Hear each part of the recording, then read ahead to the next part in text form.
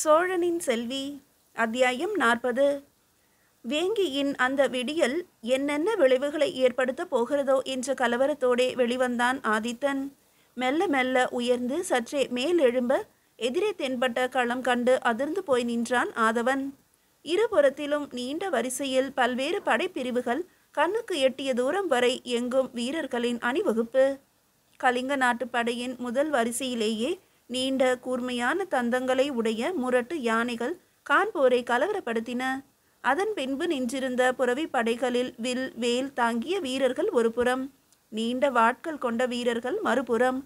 படையின் மையத்தில் யானை படையின் இறுதி வரிசையில் தன் மெய்காவலர்கள் படை சூழ, கையில் வாளும் வேலும் தாங்கி சிவந்த கண்களோடு தனது யானை மீது அமர்ந்திருந்தான் ஜடாசோடவீமன்.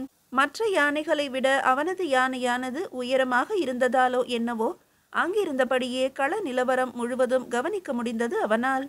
எதிரே அணிவகுத்திருந்த சோழர் படை வியூகம் கண்ட கலிங்கத்து வீரர்கள் மட்டுமல்ல, ஜடாசோடவீமனே குழம்பித்தான் போனான்.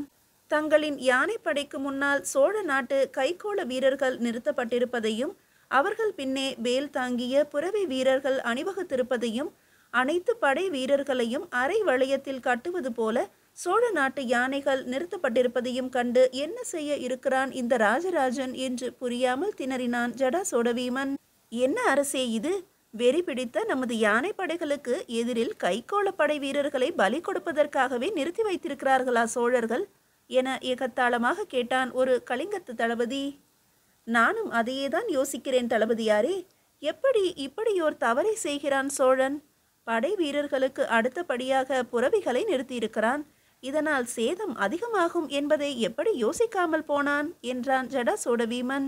இல்லை அரசே, தெரிந்தே இத்தகைய தவறை செய்யவே மாட்டான் சோழ மன்னன். வேறு ஏதோ செய்யவிருக்கிறார் என்பது தெளிவாக தெரிகிறது. என்றாலும் என்ன என்றுதான் யூகிக்க முடியவில்லை என்றான் ஒரு உபதளபதி முன்வந்து.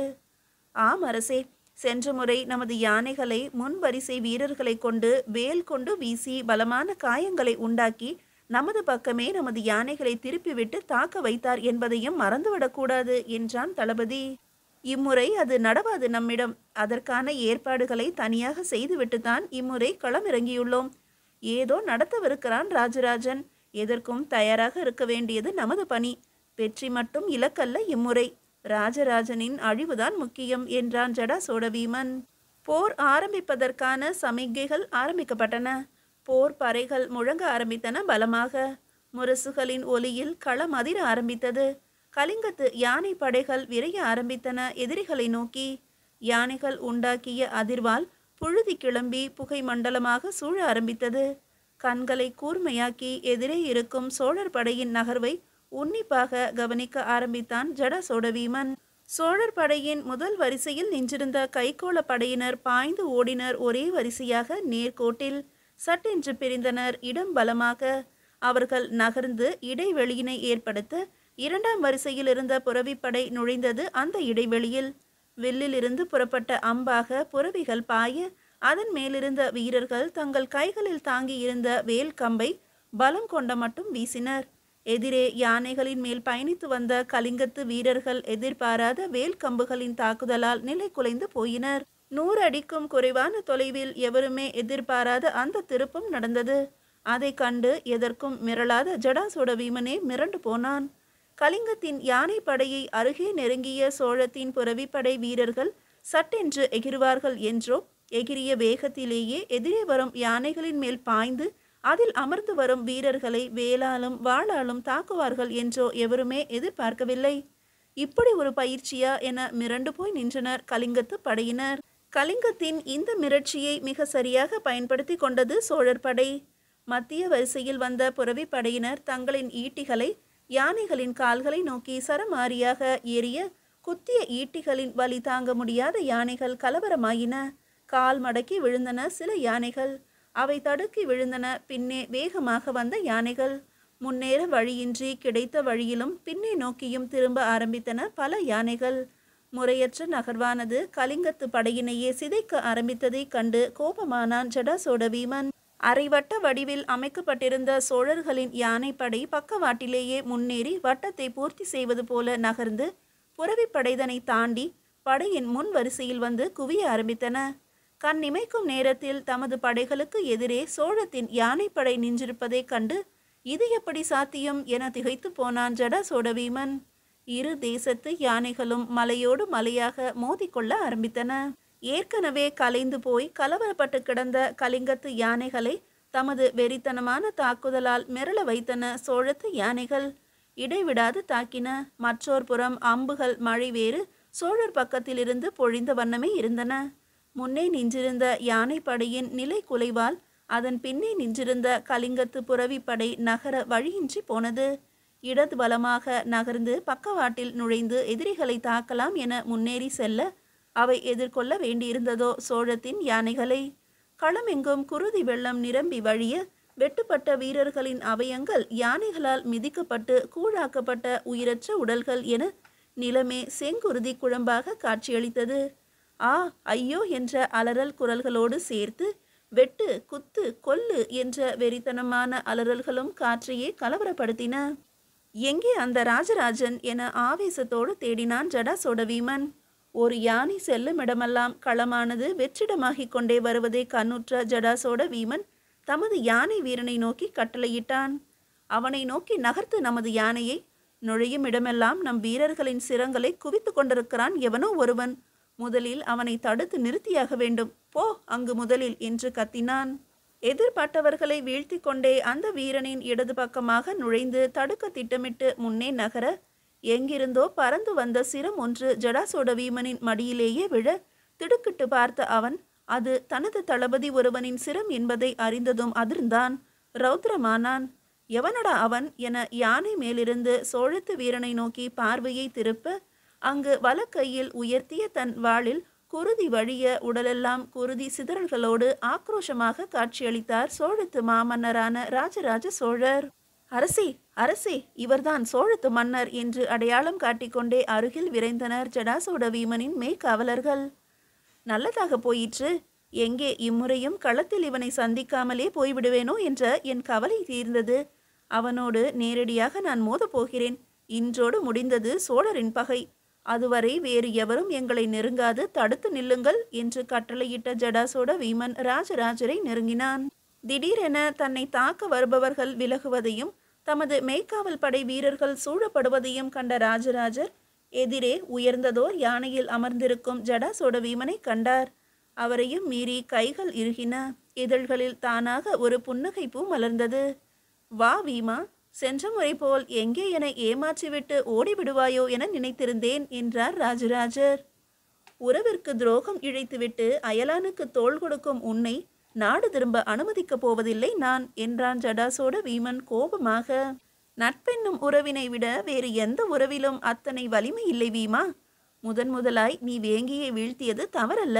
ஆனால் அடைக்கலம் தந்தான் என்ற ஒரே காரணத்திற்காக கலிங்கத்து மன்னனையும் கொன்றாயே, அதுதான் மிக பெரிய தவறு. அதற்கான தண்டனையை பெற்றேயாக வேண்டுமல்லவா என்றார் ராஜராஜர். அதையே தான் நானும் சொல்கிறேன். வேங்கியை என்னிடமிருந்து பறித்தது தவறல்ல. அதை என் எதிரியாகிய சக்திவர்மனுக்கே அளித்து ஆள செய்தாய் அல்லவா? அதற்கான தண்டனையையும் தந்தேயாக வேண்டுமல்லவா என்றான் ஜடாசோடவீமன். இம்முறை வேங்கியை வென்றது எம் சோழத்திற்காக. அதனாலேயே உன்னை எச்சரிக்க வல்லவரையரை அனுப்பினேன். நீ புரிந்து கொள்ளவில்லை. இனி எது பேசியும் பயனில்லை. எது சரி என்பதை இந்த களம் தீர்மானிக்கட்டும் என்று ராஜராஜர் தமது யானை வீரனை பார்க்க அவன் ஜடாசோடவீமனின் யானைக்கு அருகில் ராஜராஜரின் யானையை கொண்டு சென்றான். முன்புறமாய் குனிந்து தமது யானை வீரனிடம் ஜடாசோடவீமன் ஏதோ கூற சட்டென்று திரும்பியது அவனது யானை. தமது கூறிய தந்தங்களால் அருகே வந்த ராஜராஜரின் யானையை இடதுபுறமாக முட்டி குத்தியது. குத்திய வேகத்திலே பின்புறமாக 2 அடி நகர்ந்து மறுபடியும் தாக்க எத்தனித்தது. அதே நேரம் தனது கையில் இருந்த ஈட்டியை பலம் கொண்ட மட்டும் வீசினான் ஜடாசோடவீமன்.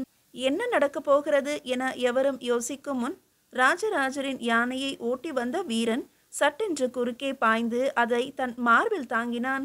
பின்புறமாக சாய இருந்த அவனை தம் கைகளில் தாங்கினார் ராஜராஜர். ஏன் இந்த அவசரம் வீரனே? பாய்ந்து வரும் ஈட்டியை தடுத்து திசை திருப்ப உன் மன்னரின் வாளுக்கு வலிமையில்லை என்று நினைத்து விட்டாயா? கவலையோடு அவன் முகத்தை தாங்கி கேட்டார் ராஜராஜர். இல்லை அரசே, இல்லை. சண்டையிட யானையோடு அருகில் வருபவரை வரவிட்டு தாக்குதல் நடத்த வேண்டும் என்ற முறை தெரியாமல் தமது யானையை பயன்படுத்தி நமது யானையை காயப்படுத்தி உங்களையும் வீழ்த்த நினைக்கும் ஜடாசோட வீமன் இதையும் செய்வான் என எதிர்பார்க்காதது மட்டுமே நான் செய்த தவறு அரசே. சோழத்தின் எந்த ஒரு வீரனையும் தாண்டித்தான் அவனது மன்னனை எந்த ஒரு ஆயுதமும் நெருங்க முடியும் என்பதை எதிரி நாட்டு மன்னன் உணர வேண்டுமல்லவா? தங்களின் கைகளில் தலை சாய்த்து உயிர் விடுவது என்பது பெரும் கொடுப்பினை அல்லவா? அதை எனக்கு அளித்ததற்காகவே அவனுக்கு நன்றி சொல்லியாக வேண்டும் அரசே. மறுபடியும் நான் பிறப்பெடுப்பேன், சோழனாக சோழ மண்ணிலேயே பிறப்பேன். மறுபடியும் உங்களின் சேவைக்காக வருவேன் அரசே. அதுவரை என்னை நினைவில் கொள்ளுங்கள் போதும் என்று அந்த வீரன் கண் இமைக்காது ராஜராஜரின் முகம் பார்த்தபடியே உயிர் துறந்தான். அந்த வீரனின் உடலை தான் அமர்ந்திருந்த இடத்தில் கிடத்தினார் ராஜராஜர். அவன் அமர்ந்திருந்த முன்பகுதிக்கு சென்று அமர்ந்தார். ஜடாசோட வீமனை ஒரு பார்வை பார்த்தார். கண்கள் சிவக்க ஆரம்பித்தன. தமது யானையை கால் கொண்டு எத்த அது சட்டென்று திரும்பி முன்னேறியது. கையில் வாளை இறுக்கமாக பிடித்தார். மிக அருகில் வருகிறார் ராஜராஜர் என்றவுடன் மற்றொரு ஈட்டியை எடுத்து தாக்க ஆரம்பித்தான் ஜடாசோட வீமன். இம்முறை வீச வழி இல்லாததால் இடம் வலம் என மாறி மாறி தாக்க ஆரம்பித்தான். அவனது தாக்குதலை எல்லாம் தம் கையில் இருந்த வாள் கொண்டே தடுத்து கொண்டிருந்தார் ராஜராஜர். தொடர்ந்து தாக்கிக் கொண்டிருந்த ஜடாசோட வீமன் ஒரு கட்டத்தில் ஈட்டியை ராஜராஜரின் மார்பு நோக்கி பலமாக குத்த முயற்சிக்க அது தன் நெஞ்சை தொடும் முன்பு மற்றொரு கையால் அதனை பிடித்து நிறுத்தினார் ராஜராஜர். பிடித்த வேகத்திலேயே அதை வலதுபுறமாக தள்ள ஜடாசோட வீமனின் கைகளில் இருந்து பிடுங்கி எறியப்பட்டது அவனது ஈட்டி. வேறு வழியே இன்றி தனது உடை வாளை உருவினான் ஜடாசோடன். வழக்கத்திற்கு அதிகமாக நீண்டதாகவே இருந்தது அது. வாளால் தாக்குதல் என்றவுடன் தமது யானையை இன்னும் நெருக்கமாக கொண்டு சென்றார் ராஜராஜர். பக்கவாட்டில் இரு யானைகளும் நெருங்கி வர தாக்குதல் ஆரம்பமாயிற்று இருவருக்குள். எடுத்த வேகத்திலேயே முழு பலத்தோடு தாக்க ஆரம்பித்தான் ஜடாசோட வீமன். மாறி மாறி தாக்கினான். ஒவ்வொரு தாக்குதலிலும் அவனது வலிமை கூடிக்கொண்டே போவதை புரிந்து கொண்ட ராஜராஜர் தமது சக்தியை அதனை தடுப்பதில் மட்டுமே செலவழித்தார். தன்னை மறந்து தாக்கிக் கொண்டே இருந்தான் ஜடாசோட வீமன். ராஜராஜர் எதிர்பார்த்த அந்த நேரமும் வந்தது. மெல்ல மெல்ல எதிரியின் தாக்கும் வலிமை குறைவதை அவனது வாள் உண்டாக்கும் அதிர்விலேயே புரிந்து கொண்டார். களைப்படைகிறான் வீமன் என்பது புரிய வர தமது தாக்குதலை தொடங்க ஆரம்பித்தார். பலம் கூட்டிக் கொண்டே போனார் ஒவ்வொரு முறையும். ஜடாசோட வீமனின் வாளோடு சேர்த்து கைகளும் அதிர ஆரம்பித்தது. அடுத்த முறையோ ராஜராஜரின் வாள் தந்த அதிர்வானது அவனது உடலையும் தாண்டி அவன் அமர்ந்திருந்த யானை மேலும் பரவியது. இனியும் வாள் வீச்சினை தொடர்ந்தால் நிச்சயம் தோற்கடிக்கப்படுவோம் என்பது புரிய வர யானையை பின்னோக்கி நகர்த்த கட்டளையிட்டான் ஜடாசோட வீமன். வீமனின் யானை பின்னே நகர்வதையும் அவன் வேறு ஏதோ திட்டமிடுகிறான் என்பதையும் புரிந்து கொண்டார் ராஜராஜர். அவனை உன்னிப்பாக கவனித்தார். தமது யானையினை நகர்த்தி அவனது யானைக்கு எதிரில் வருமாறு செய்தார். வீமனை நோக்கினார் என்ன செய்கிறான் என. தனக்கு பின்னால் வைத்திருந்த நீண்டதோர் ஈட்டியினை கையில் எடுத்தான் வீமன். இறுக பற்றினான். ஒழிந்தாயடா இதோடு நீ ராஜராஜா என்று மனதிற்குள் கருவி கொண்டான். வலக்கையை உயர்த்தி வீச எத்தனித்தவனின் விழிகள் அப்படியே உறைந்து போய் நின்றன கண்ட காட்சியால். தமது யானை மேலிருந்து அப்படியே தாவி இருந்தார் ராஜராஜர். ஈட்டியை உயர்த்தி வீசப்போன வீமனின் கண்கள் கண்ட காட்சி தன் எதிரே காற்றில் பறந்து வரும் ராஜராஜரைத்தான். என்ன நடக்கிறது என அவன் யோசிக்கும் முன்பேயே பாய்ந்தபடியே தனது வாளால் அவனது ஈட்டியை தட்டிவிட்ட ராஜராஜர் அதே வேகத்திலேயே சொருகினார் தனது வாளை வீமனின் தொண்டை குழிக்குள். அலறக்கூட வழியின்றி வெறித்து போன விழிகளோடு கீழே சாய்ந்தது வீமனின் உடல். அது விழும் நேரத்திலேயே தமது வாளை உருவி எடுத்த ராஜராஜர் அவனது நெஞ்சிலும் வாள் பாய்ச்சி தூக்கி வீசி எறிந்தார். சிதறிய இரத்தம் ராஜராஜரை முழுவதுமாக நனைத்தது. வீமனின் யானையினை ஓட்டி வந்த வீரன் நடந்ததை பார்த்த அதிர்ச்சி தாழாது கீழே விழ அவன் ஓட்டி வந்த யானையே அவனை மிதித்து கூழாக்கியது. ராஜராஜரின் ரௌத்ரத்தை கண்ட சோழ வேங்கைகள் சிலிர்த்து போயினர். அதே வேகத்தோடு கலிங்கத்து வீரர்களை கடுமையாக தாக்க ஆரம்பித்தனர். ஓட ஓட விரட்டினர். வீமனின் தளபதிகளும் மெய்காவலர்களும் வெட்டி சாய்க்கப்பட்டனர். சோழர்களின் புலிக்கொடி ஆங்காங்கே உயர்த்தப்பட்டது கண்டு களமானது தங்களின் கைகளை விட்டு போய்விட்டது என உணர்ந்த எஞ்சிய கலிங்கத்து வீரர்கள் தாமாகவே தோல்வியை ஒப்புக்கொண்டு சரணடைந்தனர். எதிரியே ஆயினும் ஜடாசோட வீமனும் ஒரு மன்னன். நாளை காலை வேங்கியின் இளவரசர்களான சக்திவர்மனும் விமலாதித்தனும் வந்து விடுவார்கள் இங்கு. அவர்கள் வந்து கண்ட பிறகு அவனது உடலை அவனது வீரர்களிடத்தில் ஒப்படைத்து விடுங்கள். அதுதான் முறையும் கூட. அகப்பட்ட வீரர்களை கொல்ல வேண்டாம். வேங்கியின் காவல் படையில் சேர்த்து விடுங்கள். விருப்பமில்லை என்பவர்களை நாட்டை விட்டு வெளியேற்றி விடுங்கள். கலிங்கத்து யானைகள் மற்றும் புறவிகளை சோழத்திற்கு அனுப்பி வைக்க ஏற்பாடு செய்யுங்கள் என்ற உத்தரவுகளை பிறப்பித்துக் கொண்டே போனார் ராஜராஜர். களம் மெல்ல மெல்ல சூடிழக்க ஆரம்பித்தது. செந்நிற ஓநாய்களும் பிணந்தின்னி கழுகுகளும் அன்று இரவு களத்தை வட்டமிட ஆரம்பித்தன. வேங்கியும் கலிங்கமும் முழுமையாக சோழர் வசமானது. மறுநாள் விடியல் வேளையில் வேங்கி நாட்டிற்குள் நுழைந்தனர் ராஜேந்திரனும் அவனோடு வந்த சிறிய படையும். கூடவே வந்திருந்தனர் சக்திவர்மனும் விமலாதித்தனும். தங்களுக்கு காட்டப்பட்ட ஜடாசோட வீமனின் உடலை வெறுப்போடு பார்த்தனர் இருவரும்.